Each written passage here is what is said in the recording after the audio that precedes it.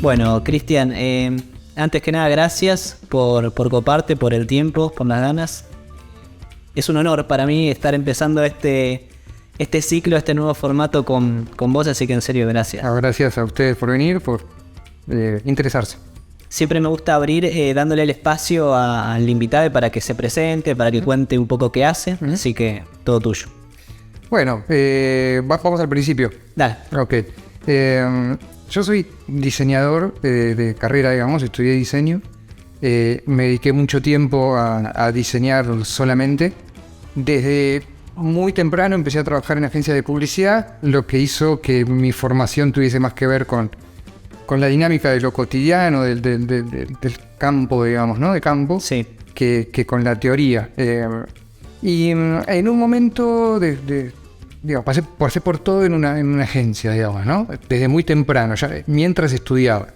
Desde cadete a diseñador junior, después diseñador, después director de arte y bueno. ¿Todo en la misma agencia? En 2 o 3 agencias, pero que viste que en ese momento, claro, había de repente algunos socios que se separaban y armaban otra cosa, qué sé yo. Claro. Pero sí, con 1 o 2 personas trabajé durante 10, 12 años y llegué a ser socio, digamos. O sea, me dieron un lugar muy lindo. Yo estoy muy agradecido con las oportunidades que me dieron muchas personas para poder desarrollarme. Bien. A partir de algún interés relacionado con el dibujo, la ilustración empezó como a ganar terreno. Yo me iba de la agencia en la que estaba al mediodía para ir a entregarnos dibujos en Santillana, ponerlo cuando ilustraba para manuales. Y volvía y seguía trabajando de diseño, hasta que en un momento me empezó a pesar esto de necesitar más tiempo para desarrollar más el campo de la ilustración. Y si bien empecé a hacerlo, nunca lo disocié del todo, digamos, ¿no? Diseño e ilustración, si bien entiendo que son campos totalmente diferentes, tienen un punto de conexión que es el que a mí me interesa cuando trabajo. Es muy difícil en el momento de hacer disociar eso. Estoy diseñando, estoy ilustrando, estoy haciendo ambas cosas. Hay algo del diseño que puede mejorar, algo que en el momento de la ilustración quedó como medio ahí, y puede arruinar algo que en la ilustración parecía genial. Por eso hacer las dos cosas, no soy un obsesivo, digamos. Me gusta trabajar con otras personas y en equipo, pero estoy atento a cómo funciona el todo, digamos, ¿no? O sea, uno de mis intereses tiene que ver con eso, con ofrecer productos que tengan una coherencia cuanto a la comunicación total. Y me imagino que también como la cabeza de diseñador se debe filtrar en tu trabajo como ilustrador, inevitablemente. Es que para mí no hay ilustración sin diseño. Para mí todo lo que diga es totalmente subjetivo y para mí en la ilustración interviene el diseño. No puede no intervenir. Por ahí en el campo del dibujo eso es más flexible. Okay. Puede intervenir o no. Ajustarse un formato ya es estar un poco diseñando. Y también lo relacionado con la comunicación y lo narrativo, digamos.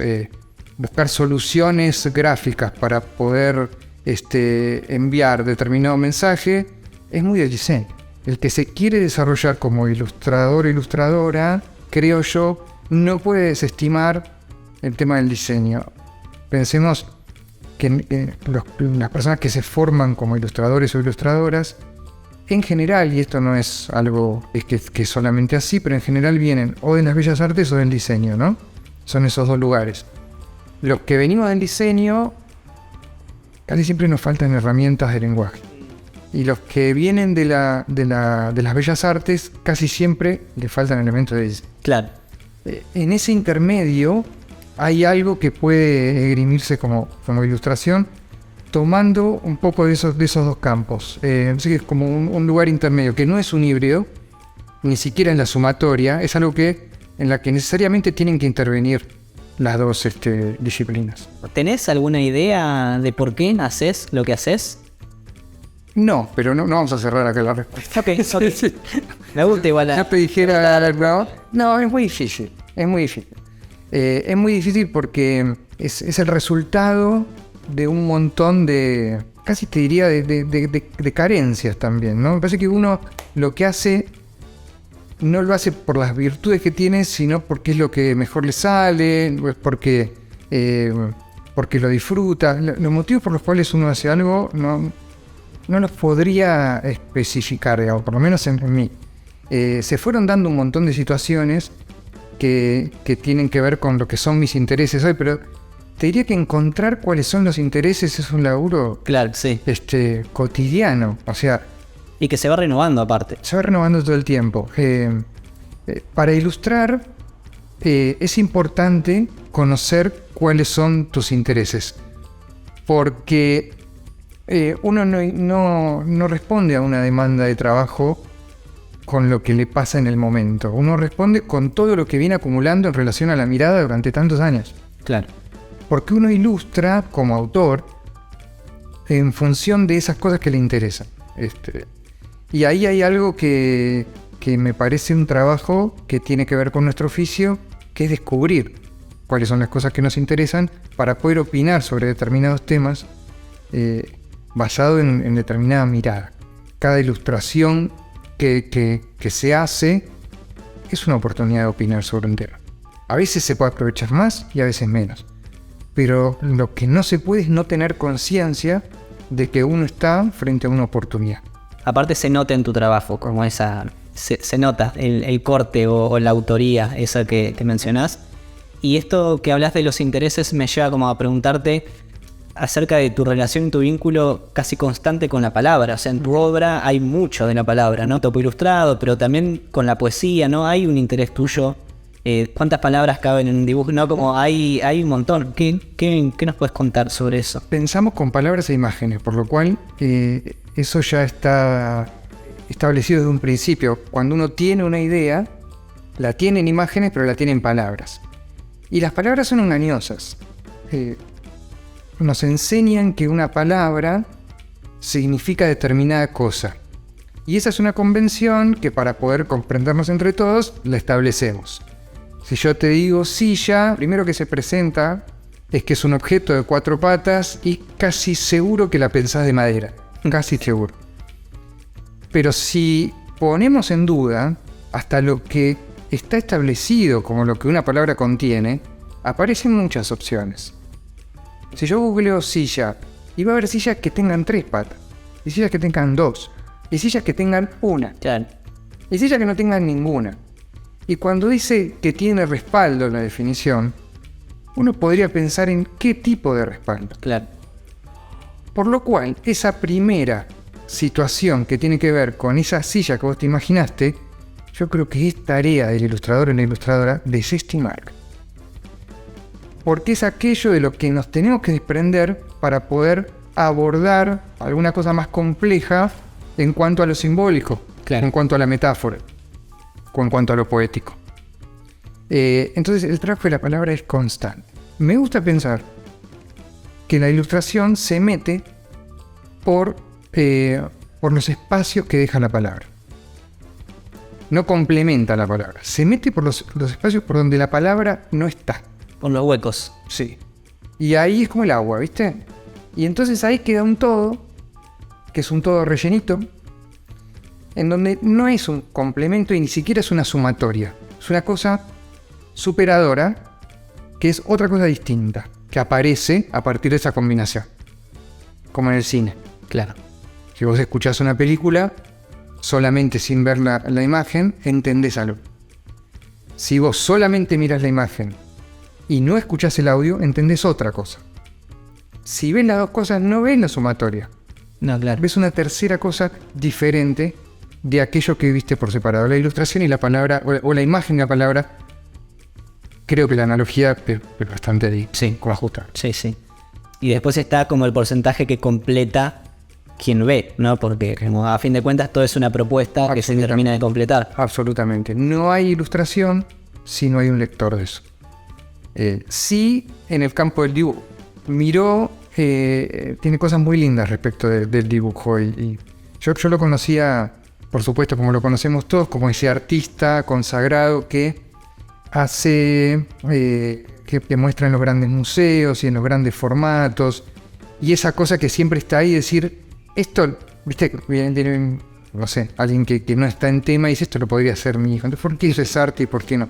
Hay algo detrás de eso que tiene que ver con lo chiquito. Miró dibujaba en libretitas, en boletos, en cosas, y fechaba las cosas, ¿viste? Entonces agarró un boleto de tren, hacía unas líneas azules y le ponía 1952 y lo guardaba. Eso es un dibujo. Él lo llama esto a eso. Ni siquiera lo llama un dibujo, lo llama esto. Si vos guardás eso en un cajón y nadie lo ve, sigue siendo ese esto que es un dibujo. No hace falta que alguien lo vea para funcionar. Es lenguaje, pero no hace falta que alguien lo vea. La ilustración necesita un receptor para poder completar ese círculo de comunicación. Miró dice que el dibujo es una realidad que está surgiendo, incorporada al lenguaje común. Ok. Una realidad que está surgiendo es así para un dibujo. Incorporada al lenguaje común es cuando aparece el otro receptor. Es imposible que no sea lenguaje, pero no va a dejar de ser un dibujo aunque nadie lo vea. La ilustración sí amerita un receptor y un interpretador, digamos.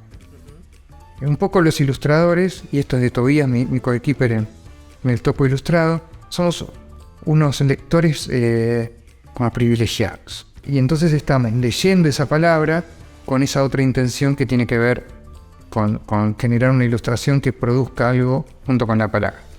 Está bueno. Sí, claro. Sí, muy interesante. Y hablaste recién, o tocamos un poco el tema del tiempo y de este transcurrir y de cómo uno va evolucionando.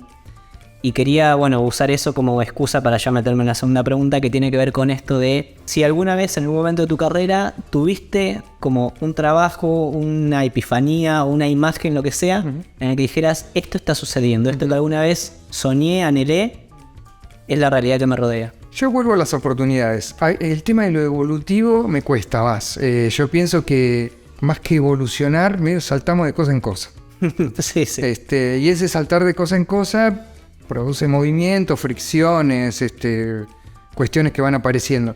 Pero hay algo de eso de evolucionar que pareciera que lo último mejor que lo primero, ¿viste? Como que hay algo, ¿viste? Esas cosas de binaria, de esto que dice me gusta, esto no me gusta. Sí, la escalera, ¿no? Como... Eso está raro. Sí. Como, porque, eso que no nos gustó es el intermedio entre lo anterior y lo próximo. Si no hubiese ese puente que lleva de un lugar a otro, entonces todo es importante. Pero vuelvo a las oportunidades. Yo creo que los momentos en los cuales yo sentí que me dieron oportunidades para poder desarrollar algunas cuestiones, son aquellos momentos en que sentí algo parecido a esa cosa de... Yo todavía, como que me sorprendo y vivo con mucha alegría el hecho de tener de colegas aquellas personas que yo admiraba. Eso, para mí, es que... No sé, como me sigo fascinando con internet, también me sigo fascinando con eso. No hay forma de que yo me naturalice el hecho de poder tener que mis pares, que mis colegas sean personas en las cuales yo... Y me parece que hay algo de eso en esa respuesta que puede servir para acomodar en tu pregunta. Ok. Y por ahí los primeros libros, cuando empecé a trabajar con pequeño editor, hice un primer libro que fue Canción Decidida. Ese librito a mí me pareció que había tenido un espacio que me habían ofrecido que me había permitido desarrollar algunas cuestiones en las que yo venía pensando. Y está bueno eso de las oportunidades. Son personas finalmente, las personas. O sea, hay un montón de cosas que uno hace, qué sé yo, pero sin las personas que están ahí para ofrecerte un espacio, el taller de Lenio Pico, digamos, ¿no? Para mí los referentes no tienen mucho que ver con personas que te habilitan a pensar de una determinada manera. Yo no sabía que se podía tener un taller hasta que no fui al taller de Lenio. Claro. Y cuando lo vi a Lenio en ese lugar dije, se puede tener un taller, quizás yo algún día pueda tener uno. Entonces te habilitan a pensar cosas que ni siquiera vos sabías que querías. Y ahí es donde, si me preguntás por los momentos en los cuales yo... de realización, tiene que ver con poder establecer vínculos con personas que me cambiaron la vida. Bueno, y ahora que mencionás el taller de Lenio, estuve escuchando el episodio en la charla con Montt y con Liniers, en el que hablan mucho, porque Liniers también fue parte, qué sé yo, y esta cosa de como ir a una clase a recibir información bajada por un docente versus ir a una clase a algo, a mostrar, a escuchar, a ver. pongamos, ahora estamos como específicos con las palabras, podemos poner en duda la palabra clase también. Sí, claro. A mí me gusta llamarla encuentro. Sí, sí. Es una tontería, eso para saber. No, pero no, sí. Pero hay algo de la clase que está como, viste, como rígido. Lo que pasaba en el taller de Leño era muy alucinante. Y ilustrar es una profesión, pero también tiene algo de oficio. Sí, claro. Entonces, los oficios se aprenden mirando como los hace otro. No hay forma de que te expliquen de manera teórica o con un ejercicio solamente cómo es responder a una demanda de laburo. Entonces, de repente estabas en el taller de Leño, que llegabas a la hora que querías, te ibas a la hora que querías durante todo el sábado, de las 10 de la mañana hasta las 6 de la tarde, ponele, y veías que alguien venía a visitarlo a Leño y charlaban de laburo. Y de repente le encargaban algo. Y te mostraba un libro que estaba haciendo. Y de repente se ponía a dibujarle unas viñetas para un manual o para un libro, lo que fuese. Ver cómo lo hace otro te habilita a pensar que vos podrías llegar a estar en ese lugar. Ver, digo, la mirada. Mirar. Porque la mirada no tiene que ver con la vista, pero es una parte. Sí, es algo intelectual. Sí, es algo más complejo. Hace no tanto tiempo vi un documental que se llama La Janela do Alma, perdón, en portugués, de La Ventana del Alma, que habla sobre la mirada. Es muy alucinante. Entrevista a personajes de muchas disciplinas, pero grosos, que yo, Hermeto Pascual, músico, Wim Wenders, cineasta, o sea, como gente que está como en diferentes disciplinas, pero hablando sobre la mirada. Hermeto Pascual dice que mira con la parte de atrás de su cabeza, porque ahí es donde le resuenan los sonidos. En un momento entrevistan a un fotógrafo francés que es ciego. ¡Wow! Entonces, ¿qué es la mirada?